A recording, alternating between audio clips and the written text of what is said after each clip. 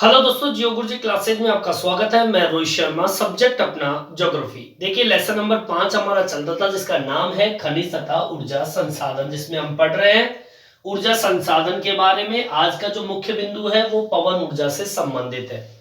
देखिए पवन ऊर्जा ये एक अपरंपरागत या फिर हम कहें गैर परंपरागत ऊर्जा स्रोत है, असीमित ऊर्जा है, नवीनीकरण है, बार बार आप इसे पैदा कर सकते हो।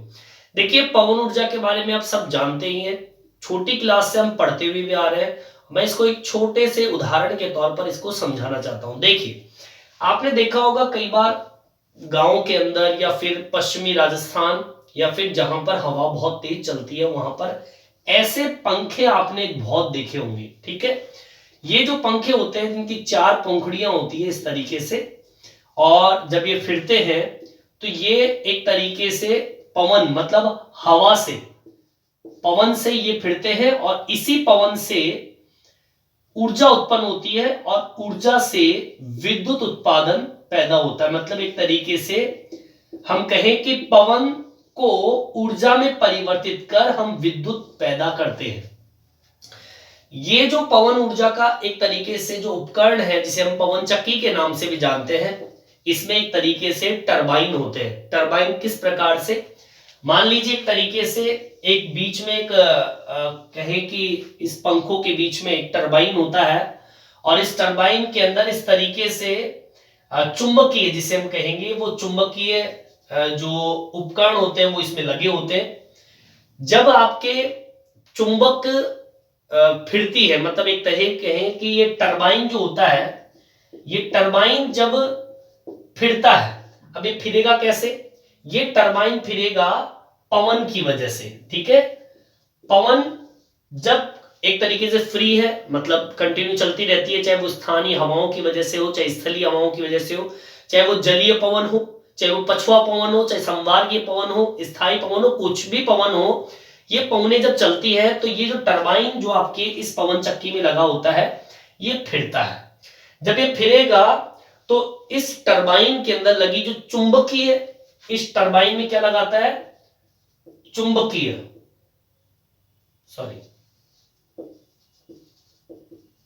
चुंबकीय गुण होता है एक तरीके से टरबाइन के अंदर। तो जब ये फिरता है तो इसमें घर्षण होता है और इस घर्षण से क्या निकलती है, ऊर्जा। इसी ऊर्जा को परिवर्तित किया जाता है किसमें, विद्युत उत्पादन में पैदा किया जाता है। एक तरीके से हम कहें कि जो पवन गतिक ऊर्जा है, जो पवन गति से चलती है, वो इन टरबाइनों के माध्यम से विद्युत ऊर्जा उत्पन्न करके, मतलब एक तरह कहें कि पवन को ही एक ऊर्जा में परिवर्तित करके विद्युत उत्पादन किया जाए, यही पवन ऊर्जा कहलाती है। मैंने एक छोटा सा उदाहरण दे दिया कि पवन चक्की एक तरीके से विद्युत पैदा करने का एक उपकरण है। इस उपकरण में टरबाइन लगे होते हैं, टरबाइन में चुंबकीय गुण होता है। ये टरबाइन जब पवन की सहायता से फिरते हैं तो इन्हीं चुंबकीय क्षेत्र में, इस टरबाइन में जो चुंबक लगा होता है उसमें घर्षण होता है। उस घर्षण की वजह से आपकी जो पवन है वो एक ऊर्जा में परिवर्तित, और वही ऊर्जा विद्युत उत्पादन में सहयोग करती है। यही पवन ऊर्जा का काम है। ठीक है, अब देखिए आगे की ओर बढ़ते हैं। अब इसके बारे में थोड़ा मैं बता दूं आपको, ये तो मैंने आपको एक छोटा सा उदाहरण दिया है। अब मैं थोड़ा सा भारत के अंदर पवन ऊर्जा की थोड़ी स्थिति की बात कर लेते हैं। देखिए पवन ऊर्जा पूर्ण रूपेण प्रदूषण मुक्त और ऊर्जा का एक असमाप्य स्रोत है। मतलब एक तरीके से ना तो इससे कोई प्रदूषण होता है और असीमित है। असमाप्य का मतलब होता है असीमित, जितना आप लेना चाहो उतना ले सकते हो। प्रवाहित जो जल है या फिर हम कहें प्रवाहित जल, एक तरीके से आपने देखा होगा कि कई बार आपने एक चीज देखी होगी कि हम जल से भी विद्युत पैदा करते हैं। ठीक है, अब उस प्रवाहित जल को जिस तरीके से टरबाइन घुमाने में उपयोग किया जाता है, वैसे ही आपके पवन ऊर्जा जो बहती हुई जो पवन है उसको ऊर्जा में परिवर्तित करते हैं। जिस प्रकार से जल से विद्युत पैदा किया जाता है वैसे ही प्रवाहित पवन से भी विद्युत पैदा की जाती है। बिल्कुल एक तरीके से कहें कि जैसे प्रवाहित जल से ऊर्जा परिवर्तित करने की विधि सरल होती है, वैसे ही प्रवाहित पवन से भी ऊर्जा परिवर्तित करने की विधि बिल्कुल सरल है।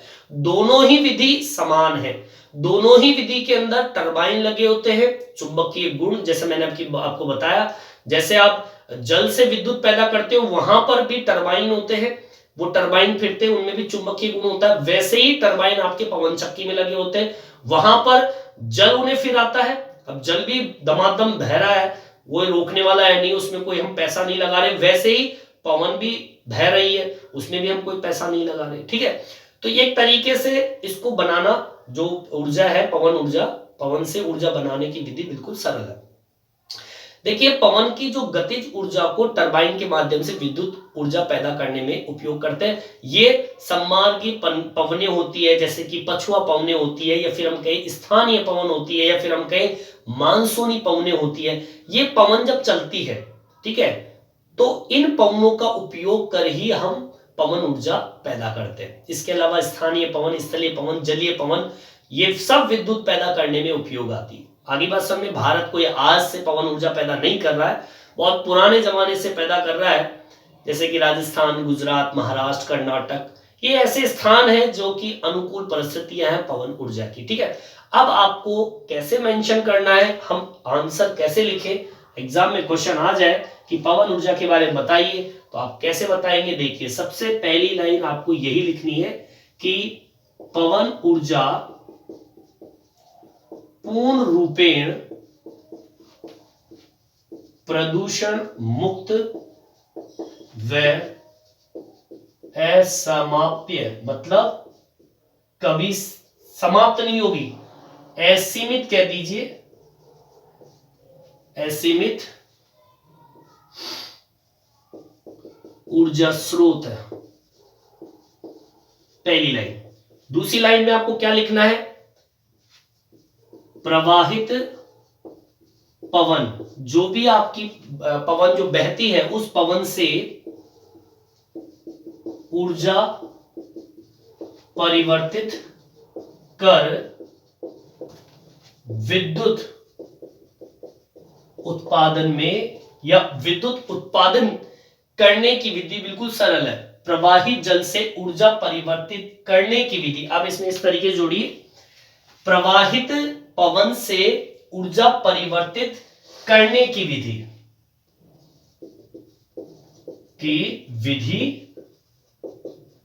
सरल है, ठीक है। आगे बात समझ में, फिर इसमें लिखना है कि पवन ऊर्जा जो गतिक ऊर्जा है, पवन एक गतिज ऊर्जा है जिसे विद्युत ऊर्जा में परिवर्तित करने के लिए किसका उपयोग करते हैं, टरबाइन के माध्यम से, ठीक है। करने के लिए टरबाइन, ये टरबाइन वही है जिसमें क्या रहती है, चुंबकीय गुण उपस्थित होते हैं, या चुंबकीय स्थिति से बनाया गया एक उपकरण मान लीजिए। पवन एक गतिक ऊर्जा है जिसे विद्युत ऊर्जा में परिवर्तित करने के लिए टरबाइन के माध्यम का उपयोग करते हैं, या कहे कि टरबाइन के माध्यम से विद्युत पैदा करते हैं, ठीक है। अब इसमें कौन कौन सी पवनें उपयोग में आती है, जैसे कि सम्मार्गीय पवनें हैं, पढ़ा होगा आप लोगों ने। इसके अलावा आपकी पछुआ पवनें, ये निरंतर चलने वाली पवनें हैं, रुकती नहीं है, कंटिन्यू चलती रहती है। और हमें भी तो एक ऐसा स्थान चाहिए जहां पर कंटिन्यू हवाएं चलती रहे और हमारी ऊर्जा बनती रहे, जैसी स्थायी पवनों व मानसून, जो भी आपकी मानसूनी पवनें होती है, उन मानसूनी पवनों के माध्यम से पवन ऊर्जा उत्पन्न कर सकते हैं। समझ में आई बात, ठीक है। इसी के लाइन में एक लाइन जोड़ेंगे कि आपकी स्थायी पवन या स्थानीय, जहां पर आप रहते हो, निवास करते हो, जैसे कि मैं कहीं पर भी निवास करता हूं, किसी गांव में निवास करता हूं, तो वो स्थानीय पवन हो गई।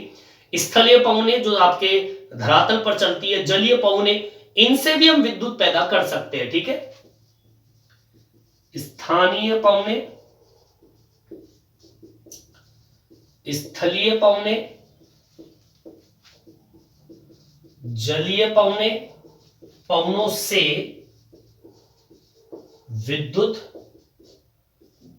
पैदा कर सकते हैं। और इनमें पवन चक्की, जो मैंने अभी पंखे का उदाहरण दिया था, इसका उपयोग किया जाता है। ठीक है, और मैं आपको बता दूं, भारत पहले से ही पवन ऊर्जा का उत्पादन कर रहा है। कहां कहां पे कर रहा है, सुन लीजिए। पवन ऊर्जा भारत में एक तो आपका राजस्थान मुख्य है, यहां पवन चलती रहती है, जो कि पश्चिमी राजस्थान का भाग है। और ये ऐसे भाग है जो समुद्र से जुड़े हुए भाग है, चाहे आप राजस्थान देख लीजिए, गुजरात, महाराष्ट्र, कर्नाटक, ये सारे के सारे समुद्रीय क्षेत्र से जुड़े हुए हैं। यहां पर निरंतर पवनें चलती रहती है। ठीक है, महाराष्ट्र और कर्नाटक। ठीक है, पवन ऊर्जा भारत में राजस्थान, गुजरात, महाराष्ट्र, कर्नाटक में उत्पादित होती है। ऐसे तो पवन ऊर्जा कहीं पर भी पैदा की जा सकती है, लेकिन मैं आपको बता दूं, पवन ऊर्जा वहां पर ज्यादा पैदा की जाती है जहां पर हवाएं निरंतर चलती हो। अब ये स्थान ऐसे हैं, राजस्थान, गुजरात, महाराष्ट्र, कर्नाटक, ये आपके समुद्रीय क्षेत्रों के करीब है। जैसे कि आपका पश्चिमी राजस्थान है, जैसे कि गुजरात पूरा, महाराष्ट्र है, कर्नाटक, ये तो समुद्री क्षेत्र का एरिया पूरा कवर करते हैं। तो वहां से जो पवनें आती है, ये पवन जो है, इन आपके पवन चक्की, जिसे मैंने आपको बताया था एक उदाहरण देके, इस तरीके से पंखा होता है, वो फिरता है, उसमें टरबाइन होते हैं, टरबाइन में चुंबकीय गुण होते हैं, वो फिरते हैं, रगड़त लगती है, घर्षण होता है, ऊर्जा पैदा होती है। अब उन टरबाइनों को फिराने के लिए तो निरंतर ऊर्जा चाहिए ही चाहिए। अब वो ऊर्जा कहां से आती है, पवन से आती है। और पवन निरंतर अगर चल रही है तो ये ऊर्जा हमेशा असमाप्य स्रोत, हम कहें इसे कि असीमित स्रोत, ठीक है, जो कि कंटिन्यू है और बहुत सारा बनाया जा सकता है, कभी नहीं खत्म होने वाली ऊर्जा पवन ऊर्जा को कहते हैं। ठीक है, तो इस तरीके से हमारा ये टॉपिक कंप्लीट होता है। यहां तक आपके समझ में आ गया होगा, यहां तक आप उतार लीजिए। इस वीडियो में इतना ही। ये वीडियो आपको कैसा लगा कमेंट्स करके जरूर बताएं। मेरे चैनल को सब्सक्राइब जरूर से जरूर करें, जिससे नए नए वीडियो आप तक पहुंचा सकूं। धन्यवाद।